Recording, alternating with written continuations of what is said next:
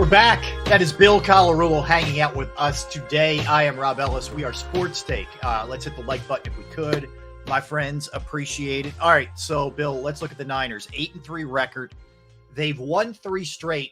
They started off, just firing on all cylinders.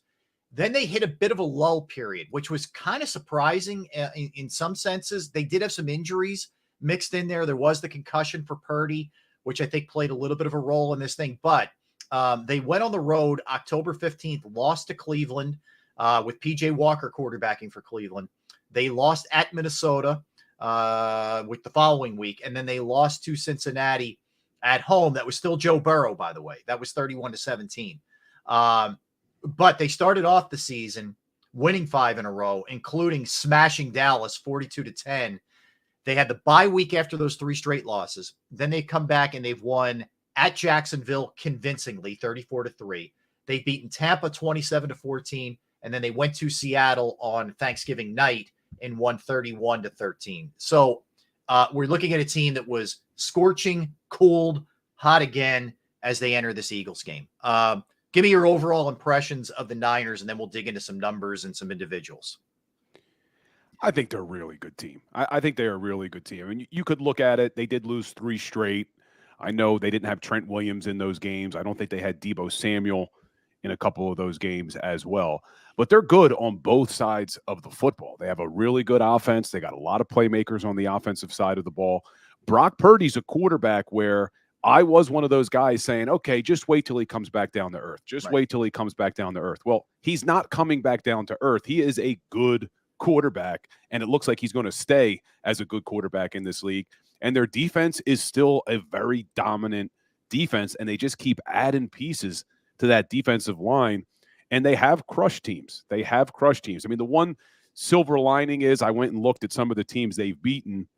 The only team they've beaten that has a top 10 offense is the Dallas Cowboys. So this will be, outside of the Cowboys, the best offense that they've had to play this season, but there's no way around it. They're a good team. Yeah, I mean, you just look at the depth and the amounts. You start on offense, the playmakers. So here they are on offense. They're actually, amazingly enough, they're tied with the Eagles in terms of points per game at 28.2. They're rushing the ball at 136 per game, which is 7th, and they're passing the ball at 250, which is 8th. But the thing, here's what really caught my eye, Bill, when I looked at some of the numbers here.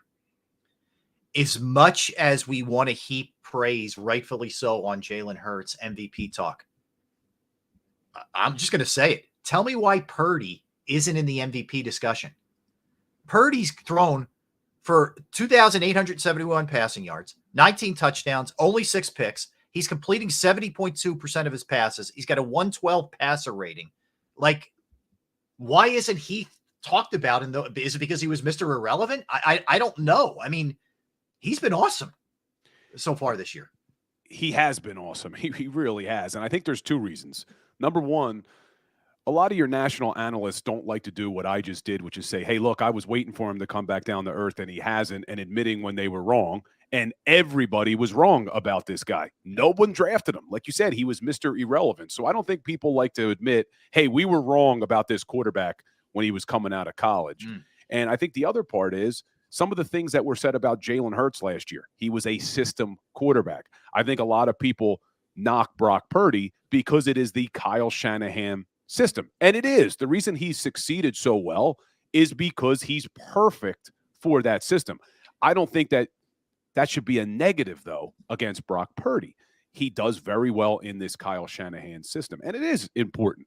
I mean, I think, not to stray too far, but if you watch that game last night, the Minnesota Vikings Chicago Bears game, you look at Josh Dobbs, he's starting to come back down to earth, and I think the major problem there is Kevin O'Connell is trying to take Josh Dobbs now and force him to play the Minnesota Vikings style of offense that Kirk Cousins can play. That's not who he is.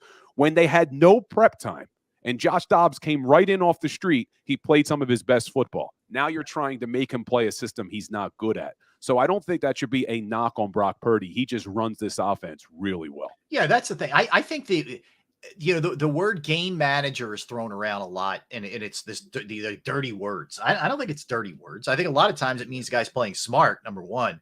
And number two, he's utilizing the weapons that he has. He doesn't have to go rogue. He doesn't have to go crazy to win games. So that's not a bad thing. But I certainly think he's more than just that. But that's the, kind of the label that he gets put on him. Beyond that, you mentioned McCaffrey. He's already got 939 rushing yards, which is almost 5 yards per carry. 11 touchdowns on the ground. He's caught 48 for 389 and 5 touchdowns. So he's found the end zone 16 times. He scores every game virtually that he plays. If you're a fantasy owner, as you are of him, yeah, you're loving life unless you had him on the years when he got hurt, like I did, and you weren't loving life. Anyway, not that I'm bitter, but anyway, look, he is so dangerous, and I'll tell you, if there's anything that scares me the most, I know there's Kittle, I know there's Debo, I know Ayuk. Nobody's a slouch there, but he worries me the most just because he can do it so many different ways against the Eagles defense. And the reason I'm so concerned is because who do you put on Christian McCaffrey? Who's going to guard this guy on that Eagles defense? I mean, you figure you got Bradbury and Slay are going to be on the outside. They're not going to be on Christian McCaffrey. So now this is going to come down to the areas that we have been weakest at, our slot corner position, our linebacker position. And Cunningham's been pretty good in pass coverage. Yes. If he can't go and you got to roll out Christian Ellis made some nice plays in that game. He's been really bad in pass defense from that linebacker It's his position. weakness. It's his weakness, yeah. And that has me concerned because you're going up against a team where you can't afford to be bad in pass coverage against guys like Christian McCaffrey. And then you throw George Kittle in the mix, and Deebo Samuel lines up in the backfield, in the slot. So I'm concerned about this Eagles defense going up against the Niners offense. Yeah, I am too. I am too, man. And he has a lot of weapons, Purdy does, aside from McCaffrey at his disposal. I mentioned Kittle. So Kittle's got 46 catches, 67 yards, 5 touchdowns. Ayuk, 45 catches, 881 yards. Debo's been a little bit banged up, but we know what he's capable of doing in the yards after catch. He's built a lot like A.J. Brown. If you're looking for a body comp, those two are very similar. And he can catch a slant, and all of a sudden it's 50 yards instead of being 7-8 yards. Eagles got to be ready to tackle. You can't give up that yak. We always love to talk about yak, yards after catch. You have to be able to tackle Deebo Samuel because you've seen what this guy can do. He just breaks tackles. A.J. Brown does the same thing. Yep. But this Eagles secondary needs to be ready. And, we mentioned it earlier. They can't afford to lose the turnover battle this week. That's been probably the best thing that this Niners offense has done. They don't turn the ball over a lot. They only have 10 turnovers this year, 6 interceptions, 4 fumbles. And on defense, they take the ball away a lot. Number 2 in the NFL in takeaways, number 3 in the NFL in turnovers on offense. That's going to win you a lot of football games. So the Eagles need to protect the ball, try to create turnovers, but it's not going to be easy against that 49ers. No, it's not. It's not. They present a lot of problems. And look, I thought Sirianni outcoached Shanahan last year, but that's not in that matchup. But that's not to say that Shanahan doesn't present a lot of problems. This guy, they're sort of the opposite. There's a lot of window dressing, pre-snap stuff with the Niners that you see. The Eagles, you don't get as much of that. It's just not the way that they go about their business. But you're going to see a lot of different things here with this Niners team that are going to present problems. This is going to be a really fascinating Sean Desai kind of game. As much as everybody's caught up in Brian Johnson right now, I think it's really a Desai game to try to limit this offense and what they do. The one positive that I'm taking going into this game is you saw what Sean Desai was able to do to that Miami Dolphins high-powered offense, and very similar in some respects. Obviously, different players. Tyreek Hill's the fastest player in the NFL, but a lot of moving around, a lot of motion, a lot of misdirection, similar to what this 49ers team does. So let's hope that they're going to be ready. But you're right. And look, whether or not the Eagles bring in a guy like Shaq Leonard, he's not playing this week. So if Zach Cunningham can't go, this is all on Nick Morrow and Christian Ellis, and maybe rookie Ben Van Sumeren is your next guy at linebacker. Possible. This is a critical injury list week, seeing how this goes. I don't know. I mean, I'm with Lane. I know our Derek Gunn put out a tweet the day of the game that he was hearing it was scar tissue that was kind of broken up in there that gave him some pain, but he expected him to go in the Niners game. That's obviously huge, and we're going to get to the Niners defense. I'm setting this up for a reason, but you're right. I mean, if Fletcher can't go, man, Zach Cunningham can't go. I don't know that you can overcome some of these injuries with the guys who are you going to be throwing in there as backups. With all due respect to them, I just don't know. And you mentioned Fletch.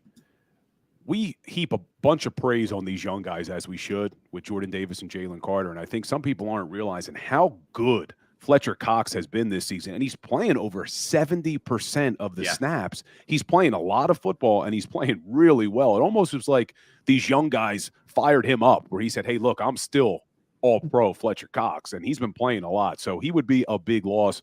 I think they could make up for that loss with these young guys if they can play well. But my major concern on that defense is the linebacker position, because Kyle Shanahan will figure out a way to completely exploit them. Even if Zach Cunningham is healthy, right? I'm concerned. And then you have him hurt. And, I watched that game last night, and it still frustrates me. I said it all season. I did not want to see the Eagles let TJ Edwards walk. I thought that he was a lot better last year than a lot of people gave him credit for. He played over 94% of the defensive snaps on that Eagles team last year, obviously led them in tackles.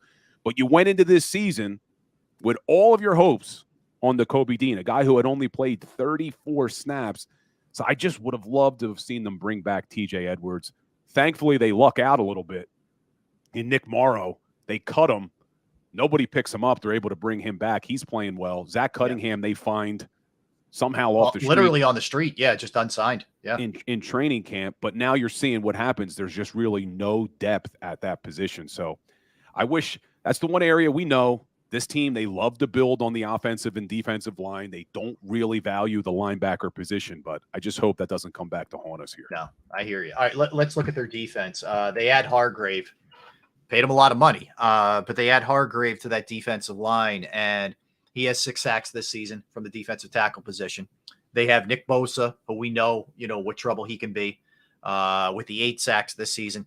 But it's not just those guys. I mean, they're sort of the headliners because they're the ones who are, going to get sacks and, be disruptive to some degree. But when you start talking about linebacker play, and this is there isn't really much comparison with the Eagles when you're talking about Warner and Greenlaw, their corners. Now they lost Hufanga, who was one of the better safeties in the NFL. That's a massive loss, no doubt. But that's a thing, Bill. I mean, they're not just a one layer. It's not like, their defensive line, then everything else falls off a cliff. Not really. I mean, they were just really good across the board. Fred Warner, in my opinion, and a lot of people's opinion, is the best linebacker in the league. I absolutely love Fred Warner. If he wasn't on the 49ers, probably be one of my favorite players. Just can't really root for 49ers players. But he's that good. And, I was talking about it earlier about how good this team is against the run. They're number 2 in the NFL, the 49ers, against the run. And some people in the chat were saying how Javon Hargrave is so bad against the run. He was so bad last year against the run. Well, it makes it a lot easier when you have a linebacker like Fred Warner behind you protecting against that running game. And I don't even know, did you mention Chase Young that they brought in from the Commanders at the trade deadline on that defensive line? Right. No, I haven't. That's a great point. They brought in Chase Young. They still have Eric Armstead. I mean, that defense is absolutely stacked. And they are deep on both sides of the football. And really, same philosophy as the Eagles as far as building along the defensive line. But the 49ers also invest in their linebacking core, and that's going to be a major difference between these teams. Yeah, and look, the question is, the obvious thing is, can you start faster? Can you start faster here than you started the last few games? You generally get to where you need to be. I mean, with all the talk about how bad the first half was, they still end up with 37 points last week.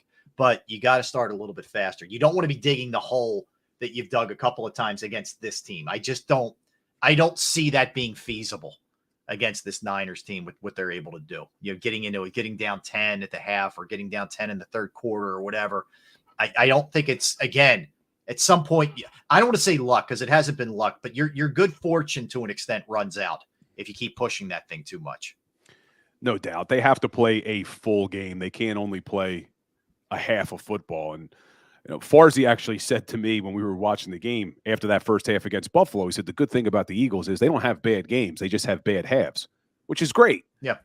But against this 49ers team, a bad half is probably going to result in a bad game. That's correct. That's correct. Again, I think, it's akin to you're driving around on E and you're like, I can get to the next exit, man. We'll be fine.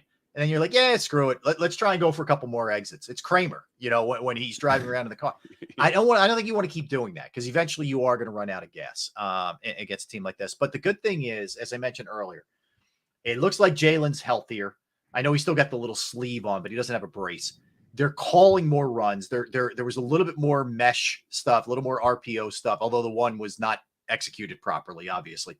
But that's good. I mean, the more that you can throw at them, the more disguises you can throw at them, the more options you can give that defense, the better off you are. Now, as good as the Niners are, if you look at it, I mean, Cincinnati was able to carve them up, in week 8. They put up a 31 spot. Not a lot of other teams have put up a lot of points. Rams had 23, which is pretty solid, all things considered. But there are teams that have gotten some points against them. For the most part, they don't give a ton up, but it's not impossible to get some things done here.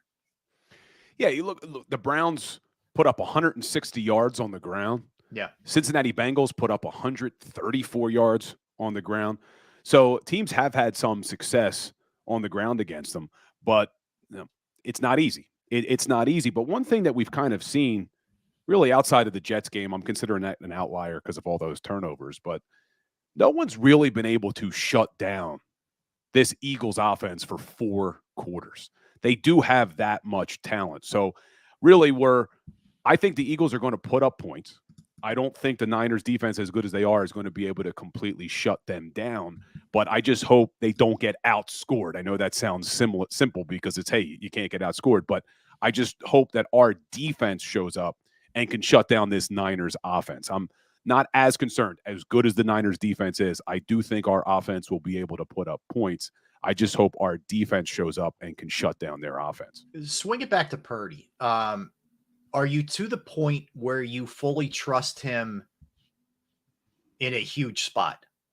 Are you there with him? Have you seen enough from him? Where you like, is he in your mind, your opinion, in the elite category, regardless, even beyond where he was taken and what a great story he is and blah, blah, blah? Like, is he there for you in that, if this thing's close, coming down to the wire, full trust?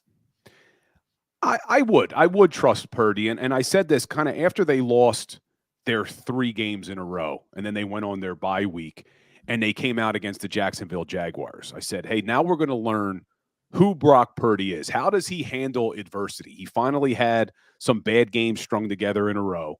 How's he going to bounce back? And you look at what he's done over the last 3 weeks, and he's kind of bounced back in a big way. Had a big game against the Jags. Had over 300 yards against the Bucs. So I do trust Brock Purdy in a big moment. I hate to admit it, but I do. Now, if you're asking me if I'd rather have him over Jalen Hurts in a big moment, no way. No way. And I don't put him in that elite category that I put Jalen Hurts, where Jalen Hurts just has that clutch gene. Purdy, good, very good.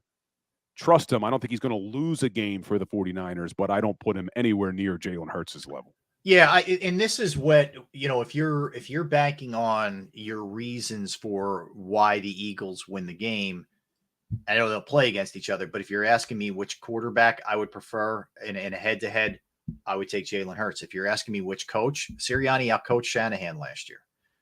That's big. The game's in Philadelphia. That means something. Ultimately, if you're asking me which defense is better, it's San Francisco. Yeah. It's San Francisco all day. The offenses are comparable. I mean, again, you're talking about 28.2 for the Eagles, 28.2 for San Francisco. So they're very, very close in terms of the ability to score. This is going to come down to the Eagles defense, Bill. I keep coming back to this and just doing enough to contain. Can you get some turnovers? Can you get home against Purdy and hit him? And, and maybe put that thought back in his mind. Like, guess what, man? Remember what happened last year? And here we go again. I would expect, see the Eagles, if you look at their pressures and quarterback hits, they're like through the roof. Their sack numbers aren't astonishing like they were last year. That says to me, it's only a matter of time before you start getting home. And, you've seen some spectacular plays. Like every couple times, Allen got out of jams last week. The week before, Mahomes got out of a couple of jams that normally, like, I don't think Purdy gets out of those jams. I think it could be a game where you're looking at multiple sacks. And, frankly, it needs to be a multiple sack game for the Eagles. Definitely a big difference between Brock Purdy and Josh Allen, for sure. Nobody is Josh Allen. No one's has his size and his ability to escape the pocket and make plays downfield like we see with him. So I agree with you. I think if the Philadelphia Eagles can create pressure on Purdy, they can win this football game. It's the exact reason why they won the NFC Championship game and being able to knock him out. But let's hope, because, one of the problems that I've seen with this defense is, they're getting a lot of pressures. They're getting a lot of quarterback hits. The sack number isn't as bad as some people would expect. I haven't done the analysis now over the last 2 games, but on their bye week, I looked at their sack total at the bye, and I compared it to the same amount of games from last year, and they actually had 1 more sack this year than they did through 9 games last year. And we all know how the last year's season ended with them getting 70 sacks. So, but the problem, I think, is you look at the way these corners and this secondary plays against these receivers, and they're giving them these 8-yard cushions.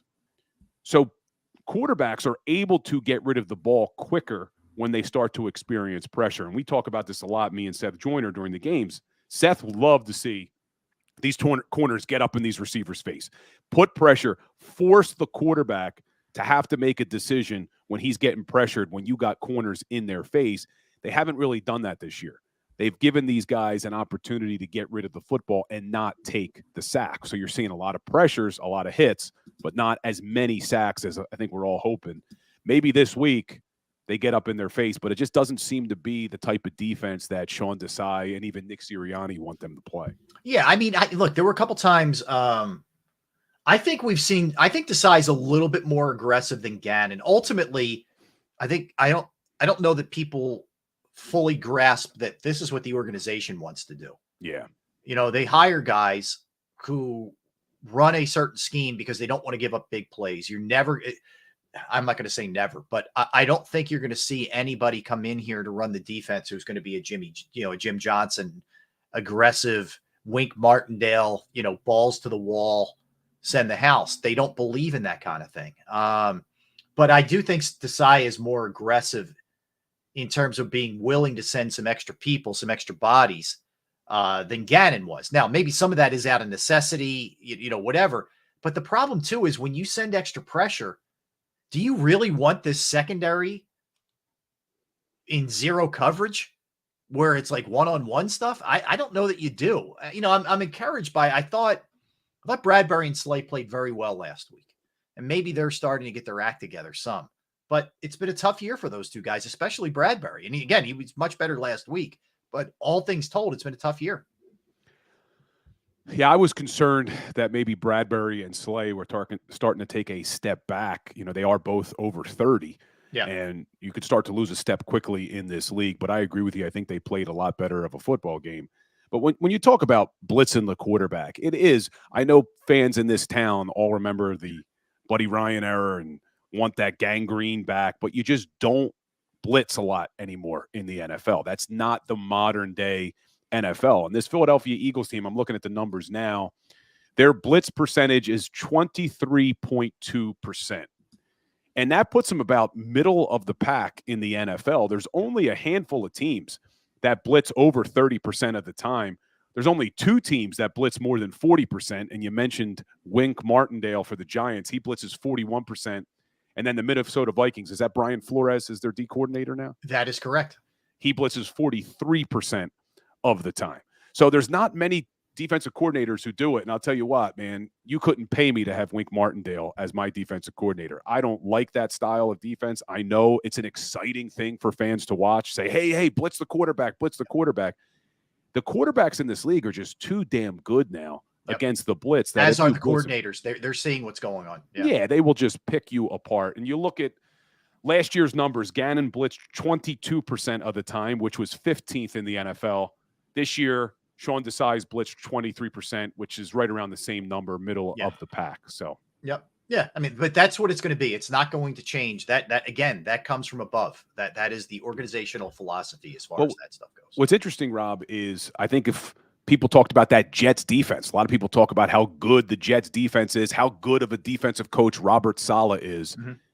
They are the 32nd team in blitz rate. They only blitz 15.5%. That is last in the NFL. And I think that would surprise a lot of people. Saying, oh, the Jets have such a great defense. They're so aggressive.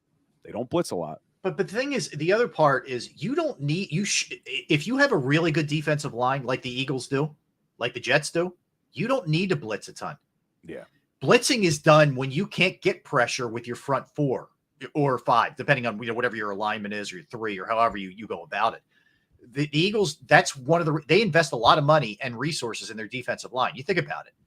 Jordan Davis, Jalen Carter, Fletcher Cox are all first-round picks. What was Milton Williams, 3rd or 4th round? I think he was a 3rd rounder. All right, 3rd round. He was the one where they had the camera in the draft room, and it looked like the one scout was angry that Howie Roseman drafted Milton Williams. Bill Donahue. I think it was Bill Donahue, I think.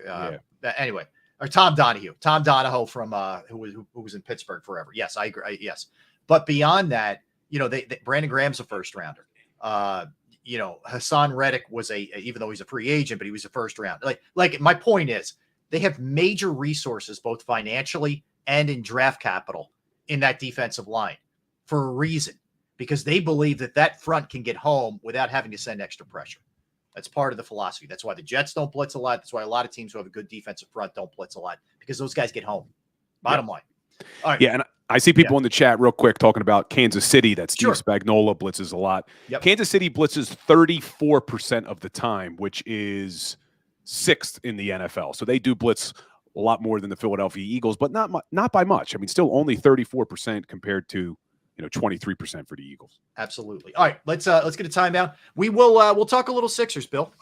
They should get their just due here. When you win 138-94 over the Lakers, you get a little time, man. So we'll talk a little Sixers when we come back. We have our NFL segment coming up after that. Tons to get into. Last night's Monday Night Football game. It wasn't just Frank Reich who was given the axe. There a couple guys with Eagles ties also got the axe. Yeah, Deuce is out. Yeah, you look at it from Deuce's standpoint. Could have stayed in Detroit. He chose to leave. Eesh.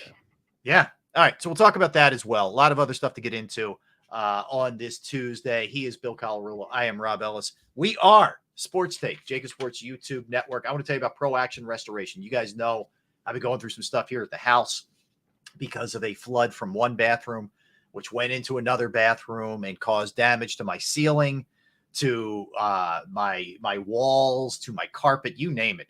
So I reached out to Pro Action Restoration, and they fixed the problem. They have brought in their contractors to take care of the drywall work that needs to be done, the painting that needs to be done, the carpet work that needs to be done, all those kind of things. And it has been a massive relief that it's basically one-stop shopping. Okay. So if you have any issues in terms of water, fire, smoke, mold damage to a property that you own, they are the people to reach out to. Pro Action Restoration is on call 24 hours, 7 days a week to assist. And they are licensed, bonded, fully insured, serving the tri-state area for more than 2 decades. Pro Action will work in conjunction with your insurance company. So water, fire, smoke damage, mold remediation, something else you're not sure about, just give them a call, 610-623-3760, 610-623-3760, or you can hit them up online at proactionrestoration.com. That's proactionrestoration.com.